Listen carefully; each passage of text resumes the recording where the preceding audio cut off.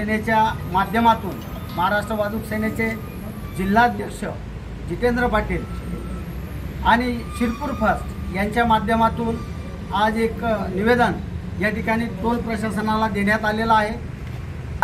मुख्य मुद्दा म्हणजे पळासनेर ते शहादा रस्ता आणि शहादा रस्ता ते सवाद्यापर्यंत असंख्य खड्डे या ठिकाणी पडलेले आहेत।